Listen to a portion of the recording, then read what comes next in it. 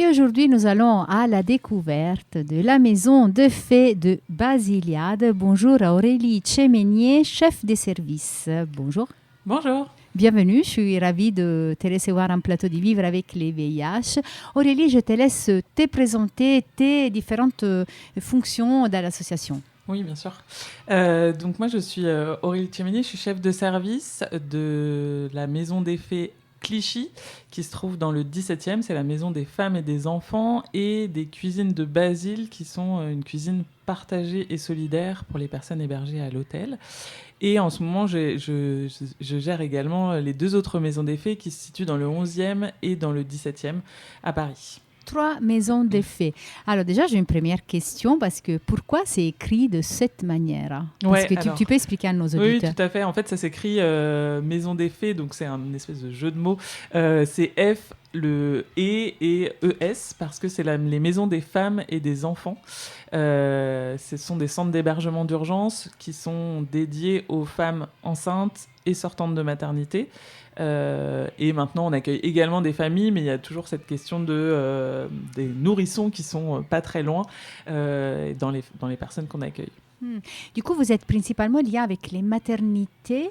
Ces femmes, elles sont adressées directement par la maternité ou... En quelque sorte, en fait, elles sont adressées plus par le SIAO, qui est le service qui oriente, qui gère les places d'hébergement à Paris, en région parisienne, et c'est pareil dans les autres régions françaises. Effectivement, on a beaucoup d'orientations qui viennent des travailleurs sociaux des maternités, mais ça peut aussi être des personnes qui sont orientées par un accueil de jour, qui les rencontrent à la rue ou en errance, enceintes ou avec des enfants, ou d'autres centres d'hébergement qui n'ont plus la place de les accueillir ou qui vont fermer et qui du coup les orientent. La sortie de maternité, justement, c'est un moment difficile en général. Et dans ces cas, du coup, c'est des femmes qui n'ont pas des maisons. Exactement. C'est des femmes qui sont, nous, on appelle en errance. Ça veut dire qu'elles n'ont pas de point fixe où elles vivent, où elles dorment.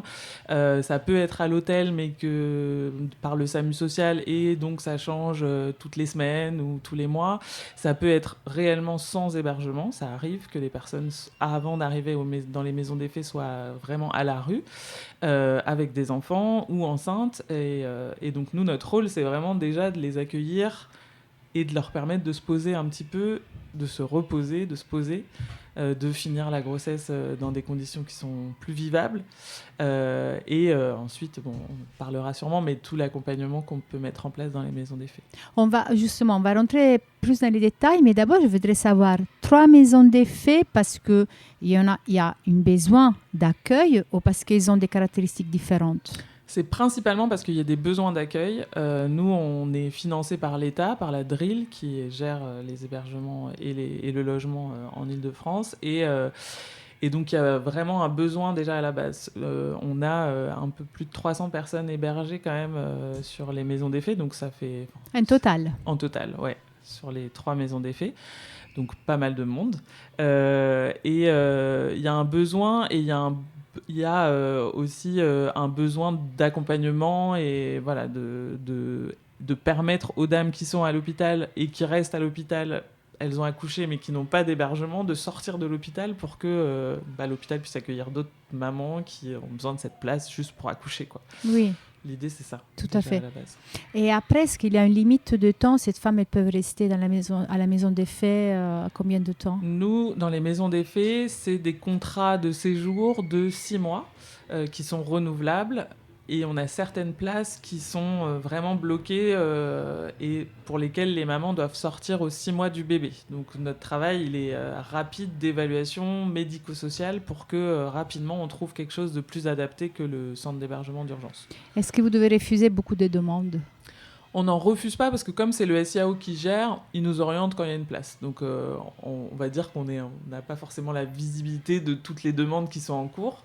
Même si on l'a parce que ça nous intéresse et qu'on est engagé là-dedans, oui. Voilà, on le sait, mais on n'en refuse pas a priori. Ça arrive qu'on en refuse plus des personnes qui nous sont orientées parce que nous, sur nos centres d'hébergement d'urgence, pour donner un exemple comme ça, un peu peut-être facile à imaginer, on n'a pas de sécurité, donc c'est vraiment les personnes, le soir, le week-end, elles sont en autonomie, quoi. Et c'est vrai que des femmes qui subissent des violences conjugales et qui seraient orientées, moi, ça m'arrive de dire, en fait, c'est pas suffisamment sécurisé pour que on puisse l'accueillir. Donc, voilà. Et là, vous essayez de les aider à trouver autre chose. Ouais, tout à fait. Bah, là, on se remet en lien avec le SIAO pour que eux, pour leur expliquer nos raisons et voir comment eux, ils peuvent trouver peut-être quelque chose de plus adapté, quoi. Du coup, c'est avec eux, mais vous êtes aussi en lien avec d'autres associations du territoire dans lesquelles elles peuvent Oui, on aller. est quand même en lien avec d'autres associations, mais sur les places d'hébergement, c'est vrai que depuis, je pense que ça fait une dizaine d'années maintenant que c'est vraiment régulé par le SIAO et qu'on n'a pas, on fonctionne pas en direct, quoi, avec les autres assos. Mais par contre, si on sait qu'il y a une place ailleurs, par exemple, on peut le soumettre au SIAO pour dire, bah, peut-être que là, ça vaudrait le coup d'aller là-dessus, quoi. Oui. C'est plus, Du coup, tu as touché déjà tout à l'heure une chose très, très, très sensible du fait que certaines femmes viennent des violences et du coup, dans ce cas, elles ont besoin d'un accueil spécifique que vous pouvez jamais prendre en charge. Nous arrive. Hein. Si, aussi. Ça nous arrive évidemment. En fait, je trouve que c'est toujours, il faut toujours mettre en balance ce que nous on peut proposer et apporter et entre guillemets les risques peut-être à être dans un endroit qui n'est pas spécifiquement dédié à l'accompagnement des femmes victimes de violences. Mais évidemment que nous on accueille des dames qui ont subi des violences, que ce soit dans leur pays, dans le parcours bien ici sûr. En France. En fait, de toute façon, à partir du moment où on connaît un début de violence dans sa vie très tôt, en fait, c'est rapidement... ça revient quand même régulièrement dans la vie de ces dames. Et c'est aussi notre travail d'arriver à déconstruire peut-être un peu comment leur fonctionnement s'assurer qu'elles se mettent en sécurité, elles aussi, et leurs enfants. Donc si, on peut les accueillir. Mais voilà, faut s'assurer que les violences, peut-être, c'était pas hier non plus, mais que ça date d'il y a un peu de temps, que la personne est vraiment sortie de l'entourage et que du coup, il peut pas retrouver la trace. Enfin voilà, il y a plein de choses qu'on réfléchit en équipe. Tout à fait, tout à fait. Bah oui. Et si on un peu développé du coup tout vos travail dans la maison des faits, déjà la première chose, c'est la mise en abri, j'imagine, de cette femme. Ouais. Du coup, c'est un accueil, ça passe par un entretien, j'imagine. Oui, c'est ça. En fait, nous, on est un centre d'hébergement d'urgence, donc on fait un entretien de préadmission. Ça veut dire qu'on reçoit la famille, donc c'est soit la femme et les enfants. On accueille aussi des couples avec enfants maintenant, donc on n'a pas que des femmes. D'accord. Donc on les reçoit, on fait un point déjà sur nous, notre fonctionnement, l'équipe, qu'est-ce qu'on peut leur apporter en parallèle de l'hébergement. Enfin, c'est pas que de l'hébergement, c'est aussi de l'accompagnement médico-social. On fait un point sur la situation de la famille réellement. Et si c'est des personnes qui sont en situation de rue, on peut les accueillir, ce qu'on appelle faire une admission directe, c'est-à-dire le même jour, on peut les accueillir dans l'hébergement. Sinon, on se donne en général la journée et le lendemain pour avoir le temps d'en réfléchir en équipe et que eux aussi ils prennent leur décision de venir habiter chez nous pour un moment. Et puis, on les admet dans les 48 heures, en gros. D'accord. À partir du moment où le SIAO nous les oriente, nous, on a 48 heures pour les accueillir. Si tout se passe bien, s'il n'y a pas de réticence d'un côté ou de l'autre. Du coup, il y a aussi des hommes. Ouais. Et du coup, c'est ça peut... Je veux dire, ça peut poser des problèmes. Ça amène des situations qui ne sont pas simples parfois à gérer. Et d'ailleurs, l'année dernière, on a eu deux sorties, c'est-à-dire 2 hommes pour lesquels on a rompu les contrats parce que il y a eu des violences au domicile, sur le centre d'hébergement, sur les conjointes. Donc voilà, ça c'est des choses qui pour moi sont vraiment rédhibitoires, c'est-à-dire qu'on ne peut pas accompagner...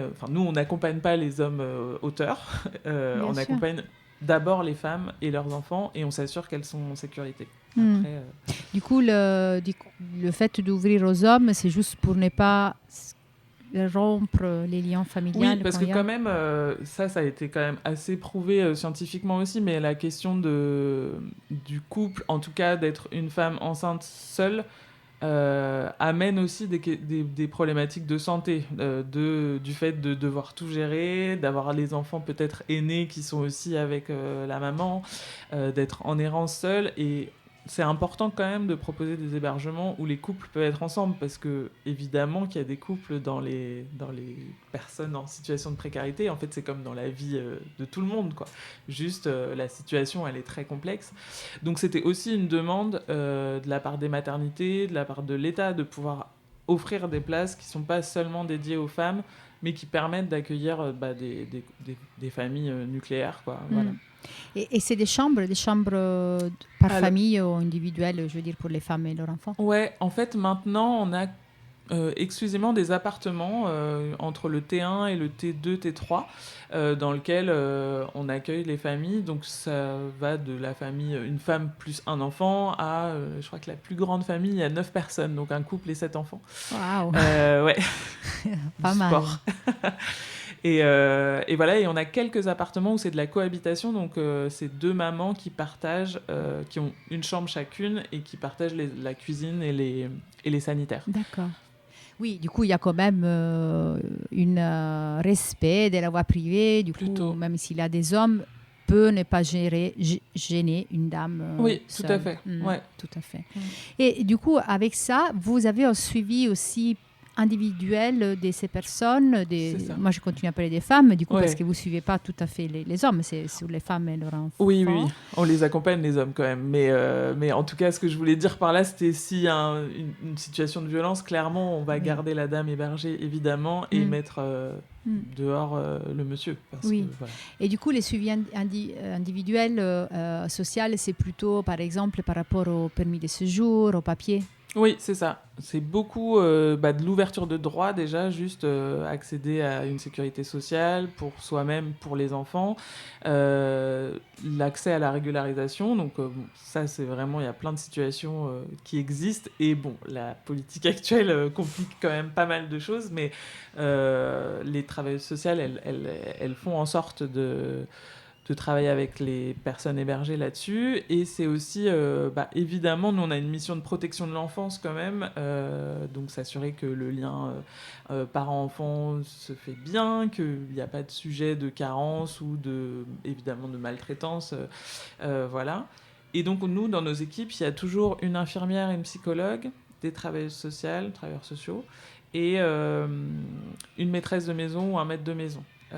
Donc l'infirmière et la psychologue, elles sont vraiment sur le versant santé, santé mentale, santé physique, s'assurer que les rendez-vous soient bien pris pour la maman, pour la femme enceinte, pour la maman, pour les enfants. Et puis la santé mentale, c'est quand même un gros morceau aussi, parce que, comme on le disait un peu au début, mais l'errance amène forcément des difficultés de santé mentale, et les personnes n'ont pas forcément eu le temps surtout de s'en préoccuper avant d'arriver à la maison des faits.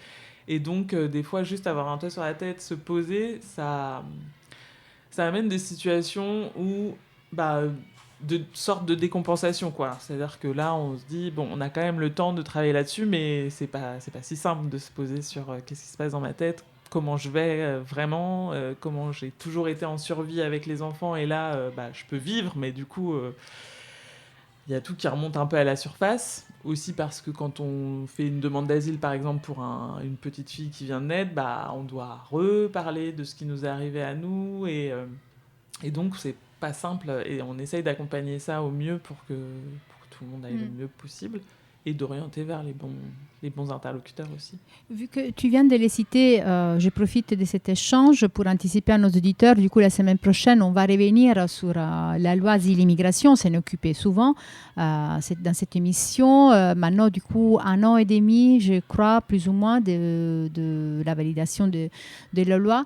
Je ne te demande pas, Aurélie, des données parce que tu ne peux pas vraiment en avoir, mais plutôt ton ressenti, parce que tu es arrivé à la maison des faits il y a 1 an et demi, justement, quand la loi asile-immigration a été approuvée. Est-ce que tu as senti, au niveau de l'accueil de cette femme, de leurs besoins, de leur situation, un changement récemment? C'est plus au niveau du ressenti. Je sais que ça ne peut pas être scientifique. Je pense que le changement, il est dans les possibilités qui se restreignent d'accéder un jour à une régularisation. Et donc, nous, en tant qu'équipe professionnelle, on est beaucoup aussi sur la question de l'attente et de, OK, donc là, vous allez attendre peut-être 3 ans avant d'avoir une régularisation, mais ça va arriver. Et quand là, on a moins de visibilité, nous aussi, à donner, c'est des fois pas simple, parce que si le projet de vie, c'est de rester en France, il faut quand même vivre ou vivoter ici, et c'est des fois difficile. Et ça rejaillit forcément sur la santé mentale aussi. Et on a quand même des dames qui ont du mal à sortir de chez elles, à juste aller dans la rue. Enfin voilà, je trouve que ça ramène un espèce de climat quand même assez de peur, quoi, qui est pas bon, pas simple pour construire des choses. Et aussi, le principe d'avoir des enfants, c'est qu'on essaye de construire. Enfin, en tout cas, même si c'était pas forcément voulu à ce moment-là, mais c'est ça le trajet, quoi. Donc, tout à fait. Et tout à l'heure, on parlait des promotions de la santé mentale. Est-ce que vous avez des activités aussi liées à la santé sexuelle ? On en a avec des partenaires qui sont la PMI, le CRIPS, le Centre régional d'information prévention, et ça marche plutôt bien d'ailleurs, c'est assez chouette. C'est des activités dans lesquelles l'équipe n'est pas forcément présente, parce que l'idée c'est que la parole soit vraiment libérée, et libérée de nous, quoi, enfin de l'équipe en interne. Mais c'est des moments qui mobilisent bien les hébergés, et notamment les femmes, parce que quand même les hommes, même s'ils sont hébergés, ils sont peu présents sur les moments collectifs, parce qu'ils ont leur réalité peut-être du travail, ou voilà, de se débrouiller dans la vie de tous les jours. Mais ça marche bien, et ça amène aussi des discussions sur des choses qui se sont passées au pays. Enfin voilà, c'est pas juste la santé sexuelle ici, mais c'est aussi avant tout ce qu'on a comme peut-être idée sur cette question-là, quoi. Mais déjà, du coup, avec l'Eclipse, c'est sûr que vous abordez la question du VIH. Ouais. Est-ce que vous avez, je ne sais pas si vous avez ces données ou si tu peux nous les dire, est-ce que vous suivez beaucoup de personnes qui vivent avec les VIH ? On en a sur toutes les personnes, je pense qu'on en a entre 5 et 7. Il y en a deux récemment arrivés, un couple. Donc peut-être 9, quoi, maximum. Donc on n'en a pas... Enfin, voilà, ça ne représente pas du tout la majorité des personnes qui sont hébergées aux maisons des faits. Parce que Basiliade est toujours dans cette question-là de la maladie chronique, le VIH, mais plutôt sur les autres, sur les ACT, les appartements de coordination thérapeutique, la maison Chemin Vert, que peut-être oui, tout à fait, déjà. Tout à fait. Et est-ce que du coup, vous ne devez pas tout à fait travailler sur des questions de stigmatisation? Peut-être c'est l'UCRIPS, qui va mener ce sujet-là, mais plutôt c'est de la prévention que vous faites. C'est plutôt de la prévention, c'est plutôt aussi de l'accompagnement quand même, parce que, par exemple, là récemment, il y a un couple qui disait qu'il n'avait pas de maladie. Enfin voilà, l'infirmière a fait son bilan. Voilà, exactement. Et en fait, après, en regardant les comptes rendus, elle s'est rendue compte que si. Bon, ça a été... Moi, j'ai un peu questionné sur peut-être que, justement, il y a cette question de la stigmatisation et qu'ils n'ont pas osé le dire. Enfin, voilà, est-ce que c'est vraiment... Ils n'étaient pas au courant, ou est-ce que c'est juste... ils ont appris à ne pas en parler parce que comment la personne en face va réagir. En fait, tout ça, je trouve que c'est intéressant aussi, parce que pour les équipes, ça rebat les cartes, quoi. Ça re-questionne sur comment on travaille, comment il faut pas partir du principe que tout le monde sait tout sur cette maladie, que maintenant, évidemment, qu'on sait que ça se passe comme ça, les traitements, etc. Et que la stigmatisation, elle est toujours, elle existe toujours. Et donc, oui. Oui, c'est un sujet quand même. Ça continue à être un sujet aussi chez vous. Et là, je suis revenue, j'ai repensé à cette famille, il y a 7 enfants. Et je me demande, vous accueillez les enfants jusqu'à quel âge? Jusqu'à leurs 17 ans, jusqu'à avant la majorité? On a des enfants qui sont majeurs. On a des enfants aussi. Je crois que le plus grand, il a 21 ans actuellement. Donc, on a des enfants majeurs. Non, on n'a pas vraiment d'âge limite, en fait. C'est plutôt une durée de séjour. Voilà, le contrat, comme je vous disais, c'est 6 mois, et puis on renouvelle, et on essaye de travailler sur une réorientation ailleurs, mais il n'y a pas de d'âge limite. D'accord. Et il y a des activités spécifiques pour les enfants, peut-être le plus jeune que celui-là Il y a pas mal d'activités, notamment parce qu'à Basiliade, ce qui est important aussi, c'est qu'on a des bénévoles qui s'impliquent dans toutes les maisons et aussi dans les maisons des fées. Et là, donc il y a un administrateur, un membre du comité d'administration qui est référent d'une maison. Et donc, on a un administrateur sur les maisons des fées, par exemple. Les bénévoles, ils sont assez impliqués, là, en ce moment, dans proposer des activités aux enfants le week-end. Donc, des goûters, des sorties. Ça peut être des sorties dans le quartier, au parc, voilà. Mais faire sortir un petit peu de l'hébergement aussi, soulager les mamans et les familles, parce que quand il y a plusieurs enfants, c'est pas toujours simple de prendre du temps avec tout le monde. Donc voilà. Et ça marche plutôt bien, c'est chouette. Ils sont allés au mini-golf, ils ont fait des sorties au parc, des crêpes. C'est plus de l'occupationnel, mais c'est chouette, ouais. Oui. Et puis, les bénévoles, ils proposent aussi du soutien scolaire, là, à l'approche de la fin d'année, pour ceux qui ont leurs examens un peu importants. Du coup, principalement, ça se base sur les bénévoles. Ouais, sur les activités comme ça. Après, les équipes, elles proposent des sorties à la piscine, au musée, mais c'est un peu aussi en fonction de l'équipe, de sa possibilité du moment, voilà. Oui, donc, et par exemple, en ces moments...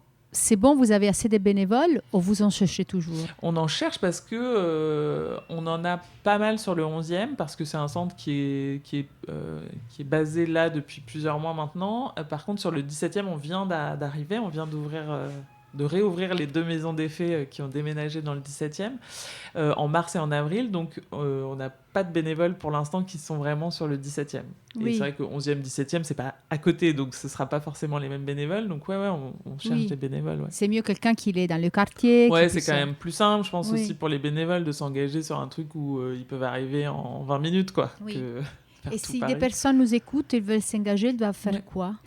Ils peuvent me contacter moi, et après je retransmets à l'administrateur référent qui lui après les intègre en fait dans le fonctionnement des maisons des fées, leur explique comment ça marche et leur parle des possibilités. Donc s'ils ont des envies particulières, c'est assez ouvert à proposition, quoi. Et concrètement, comment on fait à te contacter? Pour me contacter, je donne mon mail et tout. Je ne sais pas, pour nos auditeurs, est-ce que la manière plus facile, c'est quoi? C'est d'appeler Basiliade, par exemple? En fait, on n'a pas de numéro. Il y a un numéro du siège, mais ce n'est pas les maisons des fées, donc ça va, je pense... Sinon, je donne le numéro de... je ne sais pas. J'hésite, je n'ai même pas réfléchi à cette question, c'est vrai. Mais après, je peux donner mon contact à moi. Moi, je peux déjà proposer une chose. Ouais. Déjà, les personnes qui écoutent cette émission, ils peuvent contacter les comités des familles. Et moi, je les mettrai sûrement en contact avec toi. Après, oui, bien évidemment. Mais je crois qu'on a un contact @basiliade.org. Je me demande si ce n'est pas ce biais qu'on s'est... Alors, c'est comment? Contact? C'est contact, CONTACT, @basiliade.org. Basiliade, c'est BASILIADE. Okay. Et du coup, c'est une boîte mail qui fonctionne pour tout Basiliade, mais si vous précisez je souhaite être bénévole aux Maisons des Fées, on vous retransmet à moi ou à Timothée qui est l'administrateur référent. Voilà. N'hésitez pas, du coup, auditeurs qui vous entendez. Bien sûr, cette émission est une émission nationale, mais les Maisons des Fées, maintenant, elles sont à Paris, ouais. Mais est-ce qu'il peut y avoir un projet de les ouvrir aussi en Provence? Pour l'instant, on n'en a pas. Après, Basiliade a déjà d'autres types de maisons qui sont plus médicales à Lyon et à Bourg-en-Bresse. Donc, potentiellement, ils ont aussi besoin de main forte sur des activités. Ouais. Voilà, aussi là-bas, n'hésitez pas, les bénévoles. On cherche toujours les bénévoles. Alors, et pour un peu terminer la partie dédiée aux maisons des fées, est-ce qu'il y a quelque chose qu'on a oublié de dire, peut-être plutôt par rapport à la formation des personnes? Est-ce qu'il y a un accompagnement? Parce que j'imagine que les personnes qui viennent chez vous, ils ont différents besoins, du français... à la recherche d'emploi, des formations? Alors, sur l'apprentissage du français, on fonctionne, nous, orientant plus vers les associations qui proposent des cours de français. C'est jamais très simple parce que ça dépend du niveau. Il y a des associations qui inscrivent en cours d'année, d'autres qui inscrivent que en septembre pour toute l'année. Bon, voilà, donc c'est un petit boulot. Et après, on a possibilité de, par exemple, s'il y a des bénévoles qui sont intéressés ou qui étaient instit ou profs, enfin voilà, de faire des cours en interne sur une activité du week-end, par exemple, ou de proposer des temps de conversation. Enfin, voilà, tout est... De toute façon, je pense que dans l'apprentissage, tout est bon à prendre. C'est-à-dire, plus on pratique, plus on apprend. Après, il y a des bases un peu techniques, mais voilà. On a un pôle insertion à Basiliade, insertion et formation, qui accompagne les personnes qui sont régularisées vers de la formation ou vers un premier emploi ou un emploi en insertion. Donc ça, c'est nous, on oriente vers nos collègues, en fait, pour ça. Et on a un pôle juridique qui nous aide sur les questions de régularisation, justement, à des fois monter les dossiers, ou en tout cas savoir exactement, qui fait de la veille sur les récentes lois et les progressions ou pas de ce sujet qui est le droit des étrangers, quoi. D'accord. Voilà. D'accord. Et merci beaucoup pour ce côté maison des faits. Oui. Est-ce que tu nous as dit tout au début que tu étais aussi, tu gérais les cuisines de Basile? Effectivement. Qu'est-ce que c'est ça? Les cuisines de Basile, c'est une cuisine partagée et solidaire. En fait, c'est un espace de cuisine qui se trouve à côté de la porte de Clignancourt à Paris, dans le 18e, et qui est un espace qui a été pensé pour accueillir les personnes qui sont hébergées à l'hôtel et qui n'ont pas de moyens de se faire à manger dans les hôtels, ce qui arrive quand même fréquemment, en tout cas à Paris. Je ne connais pas trop l'état des lieux dans les autres régions. Mais donc on a des personnes qui sont hébergées à l'hôtel, donc elles ont un lit, elles peuvent dormir, mais par contre elles peuvent pas se nourrir correctement, donc elles sont dépendantes de l'aide alimentaire qui est principalement en conserve, en fait, qui est même pas forcément en plat préparé, donc c'est des fois compliqué. Et donc l'idée, c'est de leur fournir un espace où elles ont une cuisine tout équipée, où elles peuvent cuisiner au moins une fois par semaine pendant 3 heures, se préparer les repas un peu à l'avance. Et pour celles qui n'ont pas de frigo non plus à l'hôtel, elles peuvent stocker aux cuisines de Basile leur nourriture et venir la rechercher 2 jours après.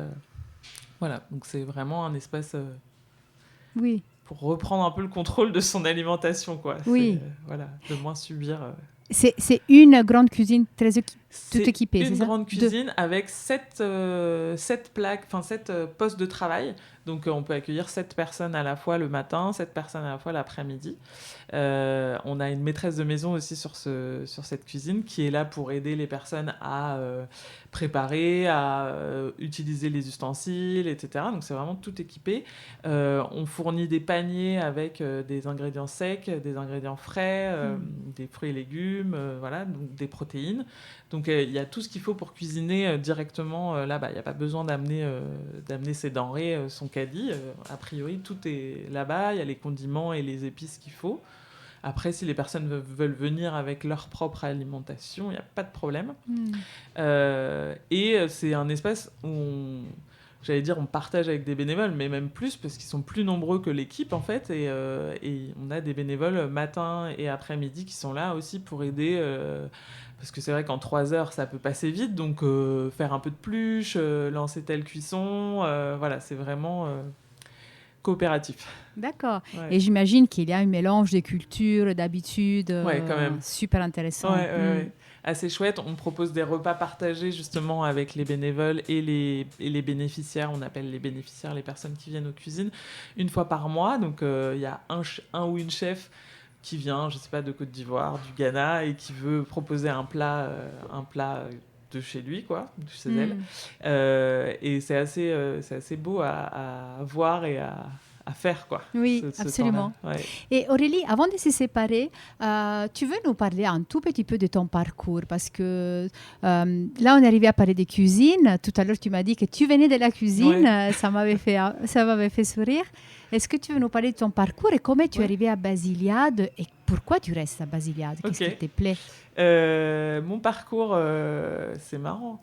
Ça fait longtemps que j'en ai pas reparlé, mais oui. Moi, je dis que je viens de la cuisine parce que oui, en fait, à la base, j'ai commencé par faire des études de musique parce que je suis contrebassiste, voilà. Et puis à un moment donné, je me suis engagée plus dans du bénévolat auprès de mineurs isolés et je me suis dit que ça pouvait aussi m'intéresser d'aller vers le social.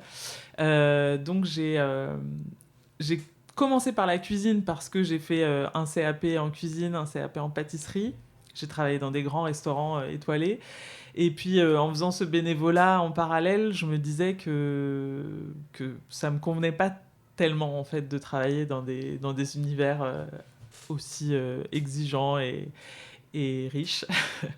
Et que j'avais envie d'avoir une raison pour laquelle vraiment je me lève le matin, quoi. Donc j'ai choisi de faire des études d'assistante sociale, donc j'ai fait ça, et puis après rapidement j'ai travaillé dans pas mal d'associations en accompagnant vraiment les personnes dans leur démarche.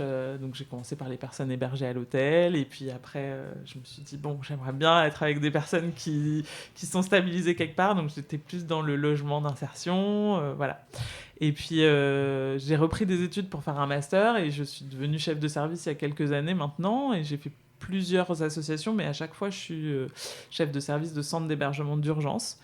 Parce que j'aime beaucoup ce principe d'arriver au moment de l'urgence pour une personne et de lui permettre de poser ses bagages et de travailler plein de petites choses avec elle qui, comme ça, paraissent peut-être pas importantes, mais juste le quotidien, le lien avec les enfants, enfin voilà, c'est ce en quoi je crois. Et pourquoi je suis arrivée à Basiliade? Parce que quand même l'aspect santé et le fait qu'il y ait des professionnels de santé dans les équipes, ça m'a tout de suite parlé et je trouve que c'est ce qui manquait dans mes expériences précédentes.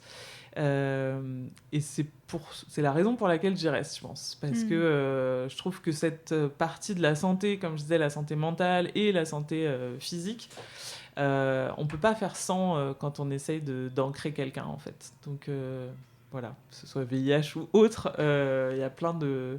C'est passionnant, quoi, je trouve. Oui. Merci beaucoup Aurélie de nous avoir partagé aussi ta passion, tes envies. C'est très chouette de t'entendre parler. Ça peut être inspirant aussi pour des autres. Je te remercie du coup. Aurélie Chemenier, oui. Chef de service à Basiliade des 3 maisons des fées en ce moment. Du coup, et si vous voulez avoir plus d'informations, n'hésitez pas à nous contacter ou à contacter l'association Basiliade pour devenir aussi bénévole chez eux.